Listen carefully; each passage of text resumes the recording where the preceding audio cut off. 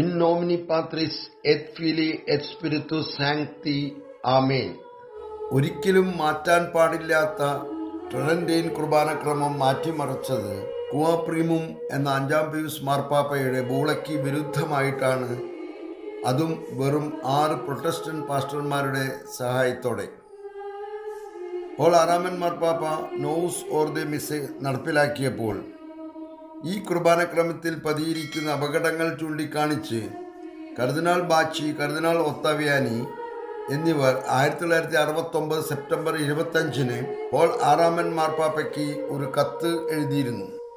ഈ എഴുത്തിനെ ആസ്പദമാക്കി ബ്രസീലിലെ കാമ്പോസ് രൂപതയിലെ വൈദികർ തയ്യാറാക്കിയ 62 ക്രിട്ടിക്കൽ ഇവാലുവേഷനിലെ ആദ്യത്തെ 40 കാരണങ്ങൾ കഴിഞ്ഞ 2 എപ്പിസോഡിൽ നമ്മൾ വിശകലനം ചെയ്തതാണ്. ഇന്ന് നാം മനസ്സിലാക്കുന്നത് അടുത്ത 22 പോയിന്റുകളെ കുറിച്ചാണ്.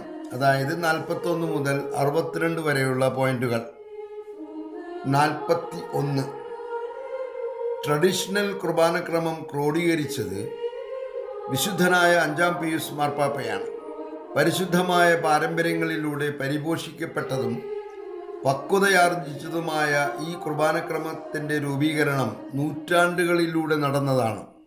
പരിശുദ്ധ കത്തോലിക്ക സഭ അമൂല്യമായി കാത്തുസൂക്ഷിച്ചിരുന്ന ഈ കുർബാനക്രമമാണ് ഫ്രീമാസൺ ലോഡ്ജിലെ അംഗമായിരുന്ന മോൺസിഞ്ഞോർ അന്നി ബലേമുഞ്ഞിനിയും 6 പ്രൊട്ടസ്റ്റന്റുകാരും ചേർന്ന് പരിഷ്കരിക്കുകയും ഇന്ന് നാം കാണുന്ന പ്രൊട്ടസ്റ്റന്റ് ആശയപ്രകാരമുള്ള നോവൂസ് ഓർദെ മിസ്സയായി രൂപാന്തരപ്പെടുകയും ചെയ്തത്. മോൺസിഞ്ഞോർ അന്നി ബലേമുഞ്ഞിനി ഫ്രീമാസൺ ലോഡ്ജിലെ 33-ാം ഗ്രേഡ് വരെ എത്തിയ ഒരു മാസ്റ്റർ ഫ്രീമാസൺ ആയിരുന്നു എന്നത് നമ്മെ അതിശയിപ്പിക്കണം. നോവൂസ് ഓർദെ മിസ്സയുടെ ആവിഷ്കാരത്തിന് ശേഷം തൻ്റെ ഫ്രീമാസൺ ലോഡ്ജ് ബന്ധത്തിൻ്റെ പേരിൽ തന്നെ അദ്ദേഹം വത്തിക്കാനിൽ നിന്നും നാട് കടത്തപ്പെട്ടു. 42. നോവൂസ് ഓർദോ മിസ്സെ മറ്റു ഭാഷകളിലേക്ക് തർജ്ജമ ചെയ്യപ്പെട്ടതിൽ തന്നെ ഒരുപാട് തെറ്റുകൾ വന്നിട്ടുണ്ട്.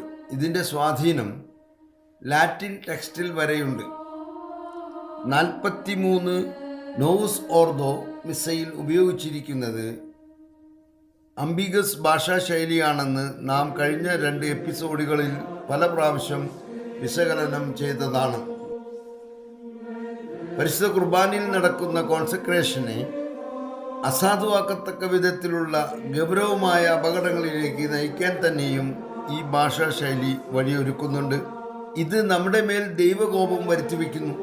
ചോദ്യം ഇതാണ്: ട്രഡീഷണൽ കുർബാനക്രമത്തെപ്പറ്റി ഫോർമേഷൻ ലഭിക്കാത്ത പുതിയ തലമുറയിലെ വൈദികരും നോവൂസ് ഓർദോ മിസ്സെ പ്രാക്ടീസ് ചെയ്യുന്നവരും ചെയ്യുന്ന കോൺസെക്രേഷൻ സാധുവാണോ എന്നത് നാം ചിന്തിക്കേണ്ട വിഷയമാണ്. അവർ പറയുന്നത് തങ്ങൾ അനുസരിക്കുക മാത്രമേ ചെയ്യുന്നുള്ളൂ എന്ന പേരിലാണ്. 44. ജനം തങ്ങളുടെ പാപനിമിത്തം അവൻ്റെ പിടിയിൽ അമർന്നു. നിരന്തര ദഹനബലി മുടങ്ങി. സത്യം നിലത്ത് വലിച്ചെറിയപ്പെട്ടു. കൊമ്പാകട്ടെ അടിക്കടി വിജയം നേടി. ദാനിയേൽ പ്രവാചകന്റെ പുസ്തകം 8-ാം അധ്യായം 12-ാം വാക്യമാണിത്. എന്തുകൊണ്ടാണ് ഇവിടെ ഈ വചനത്തിൻ്റെ പ്രസക്തി?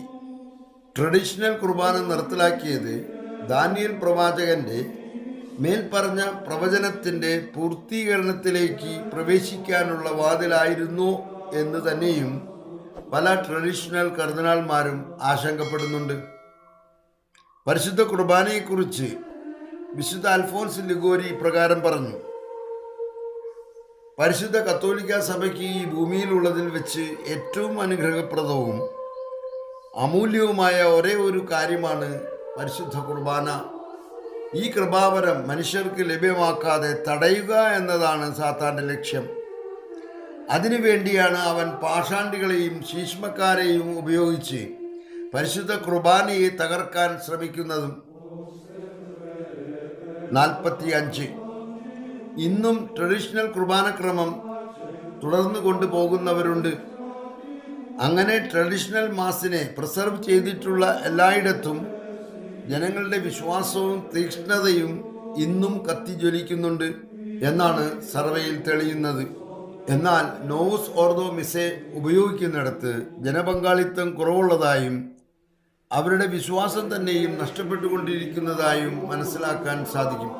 Report on the mass diocese of Calmpose Roma Buenos heirs 69/8/81 നോവുസ് ഓർദോ മിസയുടെ കൂടെ പല പുതുമകളും ആവിഷ്കരിക്കപ്പെട്ടിട്ടുണ്ട്.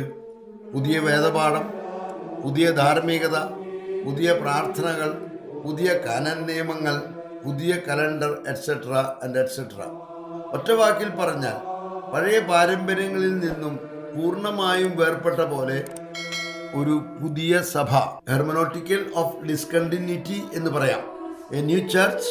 Monsignor Dwyer, archbishop of Birmingham, spokesman of episcopal synod, നോവുസ് ഓർദോ മിസയെക്കുറിച്ച് ഇപ്രകാരം പറഞ്ഞു: the liturgical reform, do not be deceived, this is where the revolution begins. ആരാധനാക്രമങ്ങളുടെ പുതുക്കിപ്പണിയിൽ നടന്നിരിക്കുന്നു. ഇതാണ് യഥാർത്ഥ വിപ്ലവത്തിൻ്റെ ആരംഭം. നമ്മുടെ ഭാഷയിൽ പറയുകയാണെങ്കിൽ മൂന്നാം ലോകമഹായുദ്ധത്തിൻ്റെ തുടക്കം. നിങ്ങൾ സ്വയം വഞ്ചിതരാകാതിരിക്കാൻ ശ്രദ്ധിക്കുവിൻ.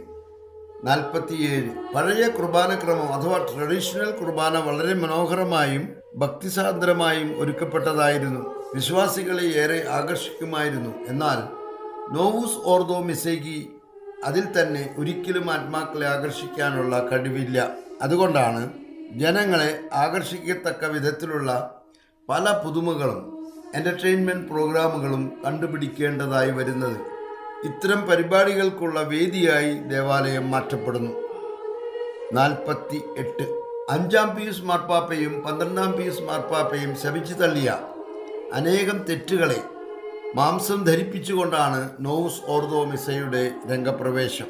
ഉദാഹരണത്തിന് പരിശുദ്ധ കുർബാന മറ്റ് പ്രാദേശിക ഭാഷകളിലേക്ക് തർജ്ജമ ചെയ്യുന്നതും കോൺസെക്രേഷൻ വാക്കുകൾ ഉറക്കെ ഉച്ചരിക്കുന്നതും ട്രെൻഡ് സുനോദോസിലെ 5-ാം പീയൂസ് മാർപ്പാപ്പ ശപിച്ചു തള്ളിയിരുന്നു. Condemnation of Jansenist synod of Pistoia. അൾത്താര വെറുമൊരു മേശയുടെ രൂപത്തിൽ ഉണ്ടാക്കുന്നതിനെ 12-ാം പീയൂസ് മാർപ്പാപ്പ ശപിച്ചു തള്ളിയിരുന്നു. Reference മെഡിയേറ്റർ they. 49. നോവുസ് ഓർദോ മിസെ കത്തോലിക്ക തിരുസഭയെ ഒരു പുതിയ വ്യാജ എക്യുമെനിക്കൽ സഭയായി മാറ്റാൻ പരിശ്രമിച്ചുകൊണ്ടിരിക്കുന്നു. ഇതിൻ്റെ ചുവട് പിടിച്ചുകൊണ്ടാണ് തിരുസഭ തെറ്റായതും ശരിയായതും സത്യമായതും എറേഴ്സ് ഉള്ളതുമായ എല്ലാ മതങ്ങളെയും എല്ലാ ഐഡിയോളജികളെയും സ്വീകരിക്കുന്ന ഒരവസ്ഥയിലേക്ക് മാറിയത്. നൂറ്റാണ്ടുകളായി തിരുസഭയുടെ ശത്രുക്കളുടെ സ്വപ്നമായിരുന്നു ഇത്തരം ഒരവസ്ഥയിലേക്ക് തിരുസഭയെ എത്തിക്കുക എന്നത്. 50. നോവുസ് ഓർദോ മിസയുടെ മറ്റൊരു ഡിസഡ്വാൻറ്റേജ്, വൈദികർ തനിയെ നോവുസ് ഓർദോ മിസ ചെല്ലുമ്പോൾ അവസാന ഭാഗത്തു നിന്നും അതാത് വിശുദ്ധരുടെ മധ്യസ്ഥം യാചിച്ചുകൊണ്ടുള്ള ഫൈനൽ ബ്ലെസ്സിങ് നീക്കം ചെയ്തു. ഇതിൻ്റെ അർത്ഥം നമ്മുടെ വിശ്വാസ പ്രമാണത്തിലെ അവസാന ഭാഗത്ത് പറയുന്ന പുണ്യവാന്മാരുടെ ഐക്യത്തിലും ഞങ്ങൾ വിശ്വസിക്കുന്നു എന്ന വിശ്വാസ സത്യം നോവുസ് ഓർദോ മിസയിലൂടെ തിരസ്കരിക്കപ്പെട്ടു എന്നതാണ് ഇതിൽ നിന്നും വെളിപ്പെടുന്നത്. 51. നോവുസ് ഓർദോ മിസയിലൂടെ അൾത്താരയും സക്രാരിയും തമ്മിൽ വേർതിരിക്കപ്പെട്ടു. thus marking a division between Christ in his priest and sacrifice on the altar from Christ in his real presence in the tabernacles, two things which of their very nature must remain together. 12-ാം Pius മാർപ്പാപ്പയുടെ വാക്കുകളാണിവ.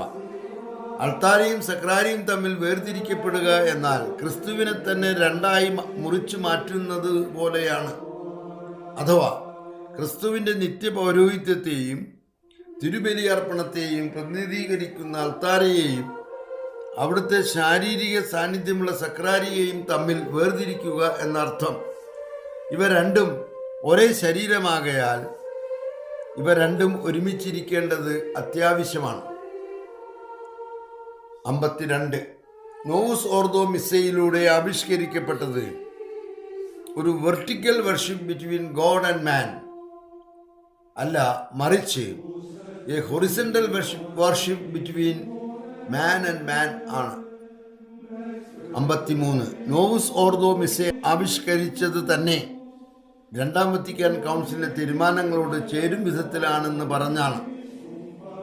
എന്നാൽ ഈ പ്രസ്താവന അതിൽ തന്നെ വൈരുദ്ധ്യം സൃഷ്ടിച്ചിരിക്കുന്നു എന്ന് കാണാം. Since the council itself declared its desire to conserve and promote the traditional right, അതായത് ട്രഡീഷണൽ കുർബാനക്രമത്തെ സംരക്ഷിക്കുകയും വളർത്തുകയും ചെയ്യും എന്നായിരുന്നു രണ്ടാം വത്തിക്കാൻ കൗൺസിലിൽ എടുത്ത തീരുമാനം. ഈ തീരുമാനത്തിന് എതിരായിട്ടാണ് നോവുസ് ഓർദോ മിസ്സെ ആവിഷ്കരിക്കപ്പെട്ടത്. 54.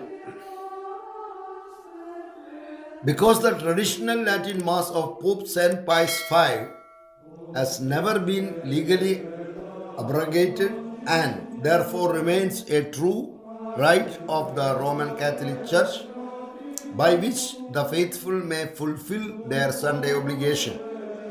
അതായത് നോവുസ് ഓർദോ മിസ്സെ നടപ്പിലാക്കിയെങ്കിലും 5-ാം പീയൂസ് മാർപ്പാപ്പയാൽ ക്രോഡീകരിക്കപ്പെട്ട ട്രഡീഷണൽ കുർബാനക്രമം ഒരിക്കലും നിയമപരമായി റദ്ദാക്കപ്പെട്ടിട്ടില്ല എന്നതുകൊണ്ട് തന്നെ ഒരു കത്തോലിക്ക വിശ്വാസിക്ക് അവൻ്റെ ഞായറാഴ്ച കടം പൂർണ്ണമായും ഒഴിവാക്കത്തക്ക വിധം ഞായറാഴ്ചകളിലെങ്കിലും ട്രഡീഷണൽ കുർബാനയിൽ പങ്കെടുക്കുന്നതിനുള്ള അവസരം ഇന്നും നിലനിൽക്കുന്നുണ്ട്.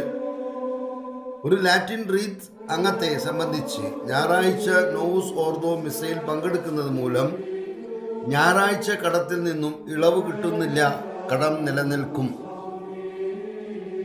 55. Pope St. Pius V granted a perpetual indult valid for always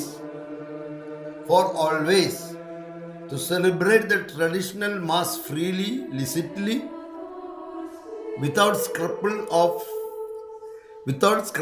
of conscience, punishment, sentence or censure.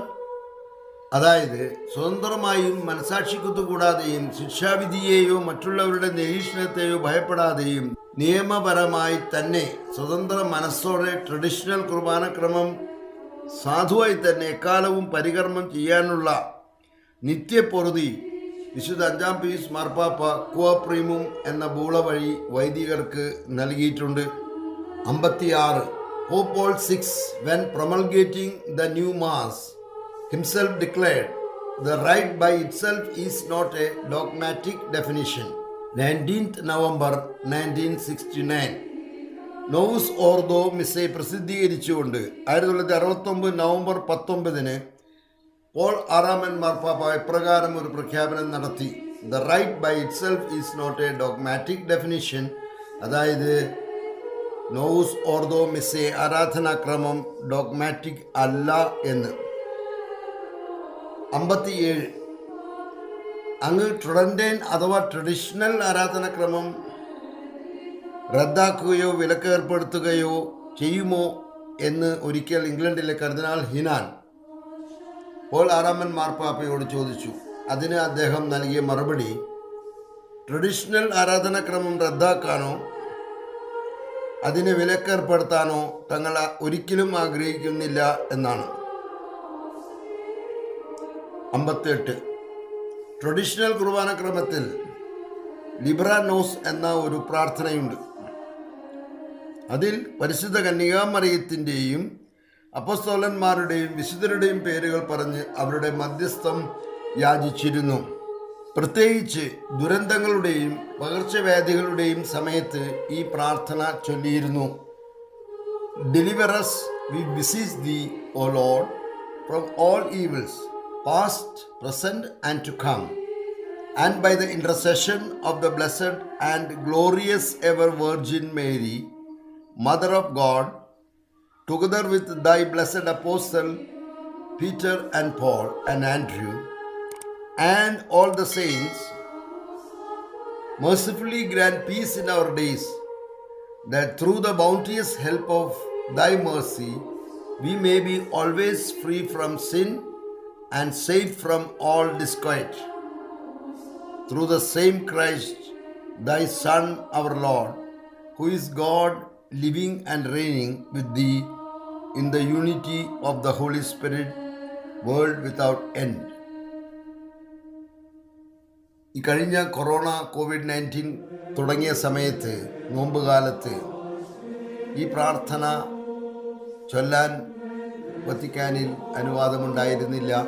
എന്നതിനെക്കുറിച്ച് ന്യൂസ് പേപ്പറിലെല്ലാം നിങ്ങൾ വായിച്ചു കാണും. എന്തുകൊണ്ടാണ് അത് ചെല്ലാൻ അനുവദിക്കാതിരുന്നത് എന്ന് നമ്മൾ പ്രാർത്ഥനയിലൂടെ കണ്ടെത്തണം. നോവസ് ഓർദോ മിസയിൽ ലിബ്രാനോസ് എന്ന പ്രാർത്ഥനയുണ്ട്. എന്നാൽ അതിൽ നിന്നും പരിശുദ്ധ കന്യാമറിയത്തിൻ്റെയും അപ്പസ്തോലന്മാരുടെയും വിശുദ്ധരുടെയും പേരുകൾ പറഞ്ഞ് അവരുടെ മധ്യസ്ഥം യാചിക്കുന്ന പ്രാർത്ഥന നീക്കം ചെയ്തിരിക്കുന്നു. അത് ഇങ്ങനെയാണ്: deliver us, Lord, we pray, from every evil.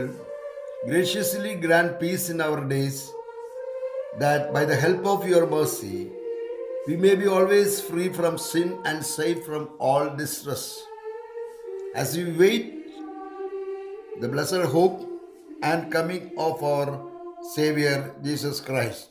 59. Novus ഓർദോ മിസയിൽ 3 പുതിയ യൂക്കറിസ്റ്റിക് പ്രാർത്ഥനകളുണ്ട്.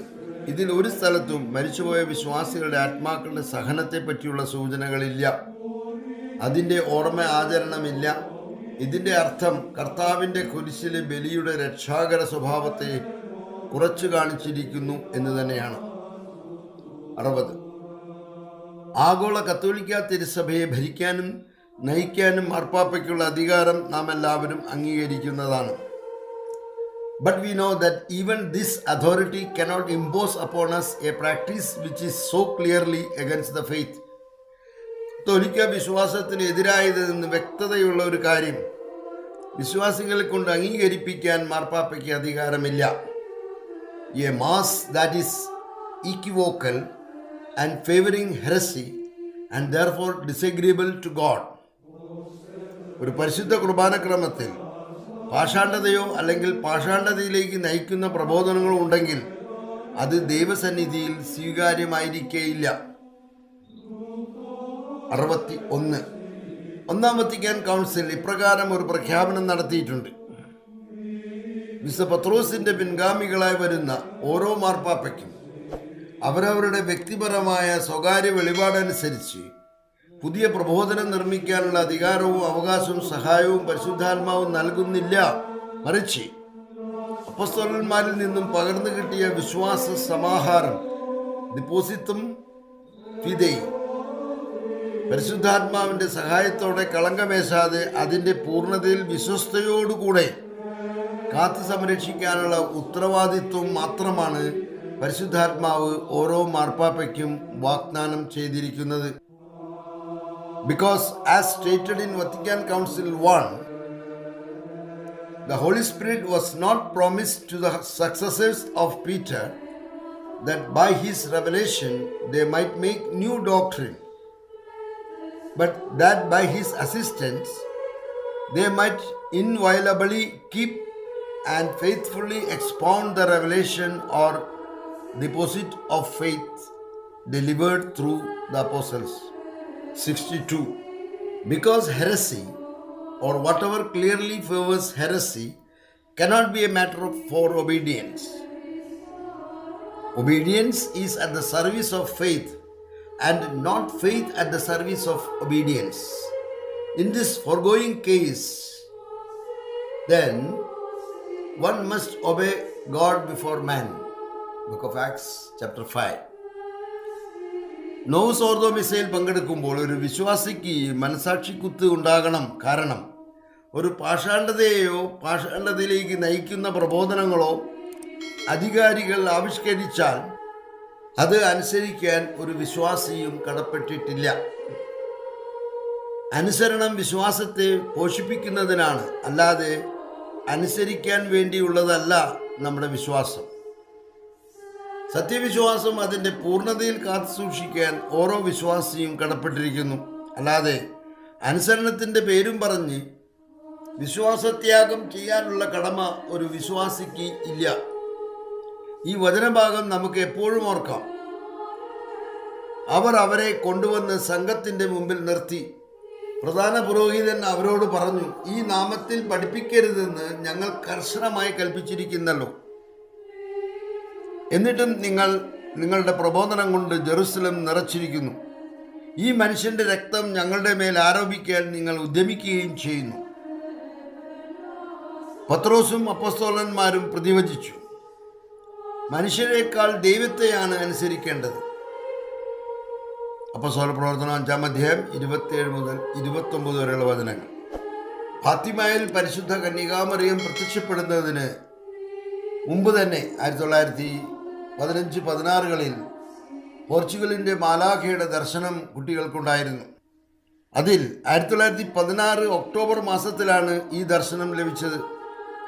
ലോക് ദേ കബേക്കോ എന്ന സ്ഥലത്തെ ഒലിവ് ഗ്രോട്ടോയുടെ സമീപത്തായിരുന്നു അവർ. പതിവ് പോലെ അവർ ജപമാല ചൊല്ലുകയും ദൂതൻ പഠിപ്പിച്ച പ്രാർത്ഥന പൂർത്തിയാക്കുകയും ചെയ്തപ്പോൾ ദൂതൻ വീണ്ടും ഞങ്ങൾക്ക് പ്രത്യക്ഷനായി. കരങ്ങളിൽ കാസയും മുകളിൽ തിരുവോസ്തിയുമായിട്ടാണ് ദൂതൻ ഞങ്ങളുടെ സമീപത്തേക്ക് വന്നത്. തിരുവോസ്തിയിൽ നിന്നും കാസയിലേക്ക് തിരുരക്തത്തുള്ളികൾ വീണുകൊണ്ടിരുന്നു. തുടർന്ന് കാസയും പരിശുദ്ധ കുർബാനയും അന്തരീക്ഷത്തിൽ നിർത്തിയിട്ട് ഇപ്രകാരം പ്രാർത്ഥിച്ചു: ലോകത്തിലെ എല്ലാ സക്രാരികളിലും സന്നിഹിതമായിരിക്കുന്ന ഈശോമിശിഹായുടെ തിരുശരീരത്തോടും തിരുരക്തത്തോടും തിരുമുഖത്തോടുമുള്ള അനാദരവുകൾക്കും അതിക്രമങ്ങൾക്കും ദൈവദോഷകരമായ അനാദരവുകൾക്കും നിസ്സംഗതയ്ക്കുമെതിരായി പിതാവും പുത്രനും പരിശുദ്ധാത്മാവുമായ ദൈവമേ, ഞാൻ അങ്ങയെ ആരാധിക്കുന്നു. അങ്ങയുടെ പരിശുദ്ധ ഹൃദയത്തിൻ്റെയും അങ്ങയുടെ പരിശുദ്ധ മാതാവിൻ്റെ വിമല ഹൃദയത്തിൻ്റെയും അനന്ത യോഗ്യതകളെ പ്രതി പാപികളുടെ മാനസാന്തരത്തിനായി ഞാൻ പ്രാർത്ഥിക്കുന്നു. അനന്തരം എഴുന്നേറ്റ് പരിശുദ്ധ കുർബാനയും കയ്യിലെടുത്ത് എന്നിട്ട് പരിശുദ്ധ ദേവമാതാവിൻ്റെ പ്രത്യക്ഷീകരണത്തിന് മുന്നോടി എന്ന വണ്ണം ലൂസിയയ്ക്കും ഫ്രാൻസിസിനും ജസീന്തയ്ക്കും ഈശോയുടെ തിരുശരീരവും തിരുരക്തം നൽകുകയും ചെയ്തു. തിരുശരീരം ലൂസിയയ്ക്കും കാസായിലെ തിരുരക്തം ജസീന്തയ്ക്കും ഫ്രാൻസിസിനുമാണ് നൽകിയത്. ദുഷ്ടമനുഷ്യരാൽ തകർക്കപ്പെട്ട ഈശോയുടെ തിരുശരീരം ഭക്ഷിക്കുകയും തിരുരക്തം പാനം ചെയ്യുകയും ചെയ്യുവിൻ എന്ന് പറഞ്ഞാണ് മാലാഖ കുട്ടികൾക്ക് പരിശുദ്ധ കുർബാന നൽകിയത്. ദിവ്യകാരുണ്യം യോഗ്യതയോടെ സ്വീകരിക്കുക വഴി നിങ്ങൾ ഏകസത്യദൈവമായ യേശുവിനെ ആശ്വസിപ്പിക്കുകയാണ് എന്നും നന്ദിഹീനരായ മനുഷ്യരുടെ പാപങ്ങൾക്ക് പരിഹാരം ചെയ്യുകയാണെന്നും മാലാഖ പറഞ്ഞു. പരിശുദ്ധ കുർബാനയുടെ ക്രമങ്ങളിൽ മാറ്റം വരുത്തുന്നത് ദൈവത്തിൻ്റെ നീതിയെ ലോകത്തിന്മേൽ വിളിച്ചു വരുത്തുന്ന പ്രവൃത്തിയാണെന്നും മാലാഖ മുന്നറിയിപ്പ് നൽകി. ആ ഫാത്തിമ ആസ്ഥാനമാക്കി ഒരു പുതിയ ഫ്രീമേസൺ ലോഡ് ആരംഭിച്ചിരുന്ന കാലഘട്ടത്തിലായിരുന്നു മാലാഖമാരുടെയും പരിശുദ്ധ കന്യകാമാതാവിൻ്റെയും പ്രത്യക്ഷീകരണങ്ങൾ. Della Chiesa Sugarco Milano 2012 page 80 Fatima e la Passionate della Chiesa Sugarco Milano 2012 page 80. അതുകൊണ്ടാണ് ഫാത്തിമ മൂന്നാം രഹസ്യത്തിൽ മാതാവ് പറഞ്ഞത് 60കളിൽ നടക്കാനിരിക്കുന്ന ശിഥിലീകരണ സൂരോദോസ് ദൈവഹിതമല്ല, സ്വർഗം ആഗ്രഹിക്കുന്നതല്ല എന്ന്. മേൽപ്പറഞ്ഞ ഈ 62 ക്രിട്ടിക്കൽ ഇവാലുവേഷൻ നമുക്ക് മനസ്സിലായി എങ്ങനെയാണ് പരിശുദ്ധ കുർബാന തകർക്കപ്പെട്ടത്. ഇനി തുടർന്നുള്ള ക്ലാസ്സുകളിൽ നിങ്ങൾക്ക് മനസ്സിലാക്കാം എങ്ങനെയാണ് ordination rights of priest and bishops എങ്ങനെയാണ് മാറ്റി എഴുതപ്പെട്ടതും. മത്തായിയുടെ സുവിശേഷം 24-ാം അധ്യായം 21-ാം തിരുവചനത്തിൽ നാം ഇങ്ങനെ കാണുന്നു: അതിഭയാനകമായ ഉഗ്രപീഡനം, ഇതുവരെ ഉണ്ടായിട്ടില്ലാത്തതും ഇനി ഉണ്ടാകാൻ ഇടയില്ലാത്തതുമായ ഉഗ്രപീഡനം അന്നുണ്ടാകും എതിർ ക്രിസ്തുവിൻ്റെ ഭരണകാലത്ത്. അതേക്കുറിച്ച് ഒത്തിരി ചിന്തിക്കുകയും ധ്യാനിക്കുകയും പഠിക്കുകയും അന്വേഷിക്കുകയും ചെയ്തപ്പോൾ കണ്ടെത്തിയ ഒരു കാര്യം ഇതാണ്. അതായത് ഇതുവരെ ഉണ്ടായിട്ടില്ലാത്ത 1-ാം നൂറ്റാണ്ടിലെയും 2-ാം നൂറ്റാണ്ടിലെയും 3-ാം നൂറ്റാണ്ടിലെയും ക്രിസ്ത്യാനികളുടെ പീഡനങ്ങൾ നമ്മൾ ഒത്തിരി വായിച്ചിട്ടുണ്ട്. എണ്ണയിൽ വറക്കുകയും തൊലി ഉരിയുകയും, ആൻഡ്രൂസിൻ്റെ തൊലി ഉരിയുകയും, സെന്റ് ലോറൻസിനെ എണ്ണയിൽ വറക്കുകയും യോഹന്നാസിലെ 2.5 മണിക്കൂറോളം എണ്ണയിലിട്ട് വറക്കുകയൊക്കെ ചെയ്ത ഭീകര പീഡനങ്ങൾ, ക്രിസ്ത്യാനികളെ വന്യമൃഗങ്ങൾ വിട്ടുകൊടുക്കുക, തീ പന്തങ്ങളായി കത്തിച്ച് തീ പന്തങ്ങളായി ഉപയോഗിക്കുക എന്നുള്ള ഭയാനകമായ പീഡനങ്ങളെക്കുറിച്ച് നമ്മൾ കേട്ടിട്ടുണ്ട്. പക്ഷേ മത്തായിയുടെ സുവിശേഷം പറയുന്നത് ഇതുവരെ ഉണ്ടായിട്ടില്ലാത്തതും ഇനി ഉണ്ടാകാൻ ഇടയില്ലാത്തതുമായ ഉഗ്രപീഡനം അന്നുണ്ടാകും. അതൊരു അതിശയിപ്പിക്കുന്ന വചനമായിരുന്നു. അങ്ങനെ അന്വേഷണത്തിൻ്റെ അവസാനത്തിൽ കണ്ടെത്തിയത് സെന്റ് തോമസ് അക്വീനാസ് ഇതേക്കുറിച്ച് പറഞ്ഞിട്ടുണ്ട്. സെന്റ് തോമസ് അക്വീനാസ് പറഞ്ഞിട്ടുള്ളത് പ്രബോധനങ്ങളിൽ മാറ്റം വരുത്തി ജനങ്ങളെ മതിച്ചിട്ട് തുപ്പാനും പറ്റാത്തതും കച്ചിട്ട് ഇറക്കാൻ പറ്റാത്തതുമായ അവസ്ഥയിലേക്ക് മാറ്റും. പ്രബോധനങ്ങളിൽ മാറ്റം വരുത്തി വിശ്വാസികളെ അറിയാതെ പ്രമാണ ലംഘനങ്ങളിലേക്ക് നയിക്കുന്നതായിരിക്കും ആ ഉഗ്രപീഡനം. അത് ഇതുവരെ ഉണ്ടായിട്ടില്ലാത്തതായിരുന്നു. ഈ വത്തിക്കാൻ കൗൺസിലിലൂടെ, രണ്ടാം വത്തിക്കാൻ കൗൺസിലിലൂടെ തോമസ് അക്വിനാസ് പ്രവചിച്ച ആ ഉഗ്രപീഡനം ആരംഭിച്ചു കഴിഞ്ഞു. യേശുക്രിസ്തുവിനാൽ ഏറെ സ്നേഹിക്കപ്പെടുന്ന കേരളത്തിലെ വിശ്വാസ സമൂഹമേ, ലോകവിജ്ഞാനത്തിന്റെ തിരതലലിൽ ഗുരുവിനെ മറന്നുപോയവരുടെ പഠനങ്ങളാൽ ചിന്തകളിൽ അസ്വസ്ഥരാകേണ്ട. സത്യം നിങ്ങളെ സ്വതന്ത്രരാക്കുന്നു. വാക്കുകളിലും വാചകങ്ങളിലും വിജ്ഞാന കസർത്തു നടത്തി പ്രമാണങ്ങൾ ലംഘിക്കാൻ ആരു തന്നെ പറഞ്ഞാലും അത് പാപമാണ്. Yoga, reiki, pranic healing, holistic healing, acupuncture തുടങ്ങി ന്യൂ ഏജ് ആത്മീയതകളോട് ക്രൈസ്തവന്റെ സമീപനം എന്താകണമെന്ന് തിരുസഭ നിഷ്കർഷിക്കുന്ന പഠനരേഖകളായ ഒറാസിയോനിസ് ഫോർമാസ്, Jesus Christ the bearer of the water of the life എന്നിവയുടെ മലയാള പരിഭാഷയുടെ രണ്ടാം ഭാഗം യേശുക്രിസ്തു ജീവജലത്തിന്റെ വാഹകൻ വിപണിയിൽ എത്തിയിരിക്കുന്നു.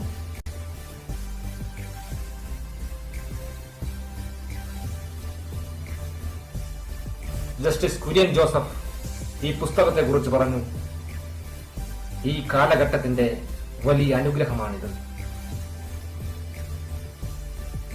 പാലാരൂപതയുടെ സഹായമത്രാൻ അഭിവന്ദ് മാർ ജേക്കബ് മുരിക്കൻ പിതാവ് ഇങ്ങനെ പറഞ്ഞു, എല്ലാ അജപാലകരും സഭാംഗങ്ങളും വായിച്ചു പഠിക്കേണ്ട ഏറ്റവും അത്യാവശ്യമായ പുസ്തകമാണ് യേശുക്രിസ്തു ജീവജലത്തിന്റെ വാഹകൻ. ഒന്നാം പതിപ്പിന്റെ പ്രകാശനം നിർവഹിച്ച അഭിവന്ദ്യ ജേക്കബ് മനത്തോടത്ത് പിതാവ് അവതാരികയിൽ ഇങ്ങനെ എഴുതി, ഈ കാലഘട്ടത്തിൽ ഒരു സാധാരണ ക്രിസ്തു വിശ്വാസിയുടെ മുന്നിലെ ചതിക്കുഴികൾ എന്തൊക്കെയാണ് എന്ന് യേശുക്രിസ്തു ജീവജലത്തിന്റെ വാഹകൻ വ്യക്തമായി കാണിച്ചു തരുന്നു. എന്തെന്നാൽ പാപത്തെപ്പറ്റി ശരിയായ ആശയത്തെയും ക്രിസ്തുവിലൂടെയുള്ള പാപമോചനത്തിന്റെ ആവശ്യകതയെയും ന്യൂ ഏജിൽ കീഴ്മേൽ മറിക്കുന്നു.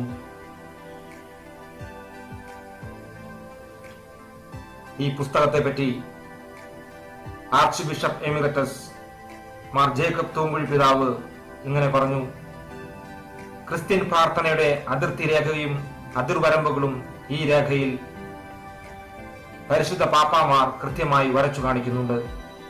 പുതിയ രീതിയിലുള്ള ധ്യാന രീതികൾ ആവിഷ്കരിക്കുന്നവരെ ശരിക്കും കണ്ണു തുറപ്പിക്കുന്നതാണ് യേശുക്രിസ്തു ജീവജലത്തിന്റെ വാഹകൻ എന്ന പുസ്തകം. യേശുക്രിസ്തു ജീവജലത്തിന്റെ വാഹകൻ എന്ന ഈ പുസ്തകത്തിന്റെ രണ്ടാം പതിപ്പ് ഇപ്പോൾ പോസ്റ്റ് വഴി ലഭ്യമാണ്. ഈ ഡോക്യുമെന്റിനെ ആധാരമാക്കി ബഹുമാനപ്പെട്ട വൈദികരും അൽമായ ശ്രേഷ്ഠരും എഴുതിയ ആർട്ടിക്കിൾസും നവയുഗ ആത്മീയതയും ക്രിസ്തീയ ആത്മീയതയും തമ്മിലുള്ള അന്തരങ്ങളെക്കുറിച്ചുള്ള ലേഖനങ്ങളും അടങ്ങിയ നവയുഗ ആത്മീയത എന്ന പുസ്തകവും ഇതിനോടൊപ്പം വാങ്ങി വായിക്കുന്നത് ഉപകാരപ്രദമായിരിക്കും എന്ന് ഓർമ്മിപ്പിക്കുന്നു. യേശുക്രിസ്തു ജീവജലത്തിന്റെ വാഹകൻ എന്ന പുസ്തകം അഥവാ സഭയുടെ ഡോക്യുമെന്റ് വായിച്ചു മനസ്സിലാക്കാൻ നവയുഗ ആത്മീയത എന്ന ഈ ചെറു പുസ്തകം സഹായകമായിരിക്കും. ഈ പുസ്തകത്തിന്റെ വില 50 രൂപയും യേശുക്രിസ്തു ജീവജലത്തിന്റെ വാഹകൻ എന്ന പുസ്തകത്തിന്റെ ഒരു കോപ്പിക്ക് 200 രൂപയുമാണ് വില. കോപ്പികൾ ആവശ്യമുള്ളവർ 9476445577 എന്ന വാട്സാപ്പ് നമ്പറിൽ നിങ്ങളുടെ പേരും അഡ്രസ്സും ആവശ്യമുള്ള കോപ്പികളുടെ എണ്ണവും വാട്സാപ്പ് മെസ്സേജായി അയക്കേണ്ടതാണ്. ഫോൺ വിളികൾ ഒഴിവാക്കാൻ ശ്രദ്ധിക്കുക. Countdown has begun, but none is aware. The third secret of Fatima was concerned about the apostasy of the church, and therefore it could affect not only Christians but the whole world. Cardinal Ratzinger in 1984. ഇതുവരെ മൂടിവെക്കപ്പെട്ടതും ഭൂമിയുടെ നിലനിൽപ്പിനെയും ഭൂമുഖത്തുള്ള സകലരുടെയും ആത്മാക്കളുടെ രക്ഷയെ ബാധിക്കുന്നതുമായ ഫാത്തിമ 4-ാം രഹസ്യം എന്ന അപരനാമത്തിൽ അറിയപ്പെടുന്ന ഫാത്തിമ 3-ാം രഹസ്യത്തിലെ 2ാമത്തെ ഭാഗം ഞങ്ങൾ വിമല ഹൃദയത്തിന്റെ മക്കൾ സകല ജനപദങ്ങൾക്കും വേണ്ടി അനാവരണം ചെയ്തിരിക്കുന്നു. വിശുദ്ധ ലൂക്കായുടെ സുവിശേഷത്തിൽ ഈശോ പറഞ്ഞ മറഞ്ഞിരിക്കുന്നതൊന്നും വെളിച്ചത്ത് വരാതിരിക്കുകയില്ല, നിഗൂഢമായിരിക്കുന്നതൊന്നും അറിയപ്പെടാതിരിക്കുകയുമില്ല എന്ന വചനമാണ് മൂടിവെക്കപ്പെട്ട ഫാത്തിമ രഹസ്യങ്ങളുടെ ആധികാരികതയെക്കുറിച്ച് പഠിക്കാനും അതിലെ നിഗൂഢതകൾ കണ്ടെത്താനും ഞങ്ങൾക്ക് പ്രചോദനം നൽകിയത്. ഇത്തരം അന്വേഷണങ്ങൾക്കൊടുവിൽ ഫാത്തിമ മൂന്നാം രഹസ്യം ചുരുളഴിയുന്നു, വെളിപ്പെടുത്തിയതും വെളിപ്പെടുത്താത്തതും എന്ന പേരിൽ ഞങ്ങൾ പുറത്തിറക്കിയ പുസ്തകത്തിന്റെ 3-ാം പതിപ്പ് ഇപ്പോൾ വിപണിയിലുണ്ട്. മാത്രമല്ല, ദീർഘനാളത്തെ പ്രാർത്ഥനയുടെയും പ്രായശ്ചിത്ത പരിഹാര പ്രവർത്തികളുടെയും ഫലമായി ഈ കഴിഞ്ഞ ഫെബ്രുവരി 11 ലൂർദ് മാതാവിന്റെ തിരുനാൾ ദിവസം ലോകം മുഴുവൻ ഏറെ ആകാംക്ഷാപൂർവം കാത്തിരുന്ന ഫാത്തിമ മൂന്നാം രഹസ്യത്തിന്റെ ഇംഗ്ലീഷ് വേർഷൻ പ്രകാശനം ചെയ്യപ്പെട്ട വിവരം നിങ്ങളെ അറിയിക്കുന്നു. The Unfolding Secret of Fatima, the Disclosed and Undisclosed. The Unfolding Secret of Fatima, the Disclosed and Undisclosed. The Unfolding Secret of Fatima, the Disclosed and Undisclosed. ഈ പുസ്തകത്തിന്റെ ഒരു കോപ്പിക്ക് 350 രൂപയാണ് വില. ചുരുങ്ങിയത് 4 കോപ്പികളെങ്കിലും ബുക്ക് ചെയ്യുന്നവർക്ക് മാത്രമായി 100 രൂപ കിഴിവിൽ ഒരു കോപ്പി 250 രൂപയ്ക്ക് പ്രീ പബ്ലിക്കേഷൻ ഓഫറിൽ ലഭിക്കുന്നതാണ്. ഇന്ത്യക്കകത്ത് 4 കോപ്പികൾക്ക് തപാൽ ചാർജ് അടക്കം 1000 രൂപയായിരിക്കും വില. അതായത് 1400 രൂപ വില വരുന്ന 4 പുസ്തകങ്ങൾ പോസ്റ്റേജ് ചാർജ് അടക്കം 1000 രൂപയ്ക്ക് പ്രീ പബ്ലിക്കേഷൻ ഓഫറിൽ നിങ്ങൾക്ക് ലഭിക്കുന്നു. അതും 4 കോപ്പികളെങ്കിലും ആവശ്യപ്പെടുന്നവർക്ക് മാത്രം.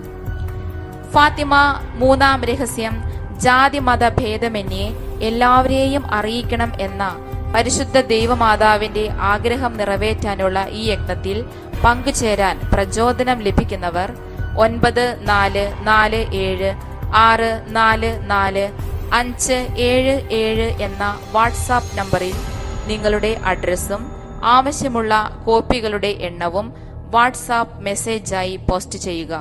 ഫോൺ വിളികൾ നിർബന്ധമായും ഒഴിവാക്കേണ്ടതാണ്. ക്രേദോ ഇൻ സ്പിരിറ്റും സാങ്ക്തും, സാങ്ക്തം എക്ലേസിയാം കത്തോലിക്ക, സാങ്ക്തോറും കൊമ്മുണിയോണം, റെമിസിയോണം പെക്കത്തോറും, കാർണിസ് റെസറക്സിയോണം, വീത്താം എത്തേർനാം. ആമേൻ. Ave Maria.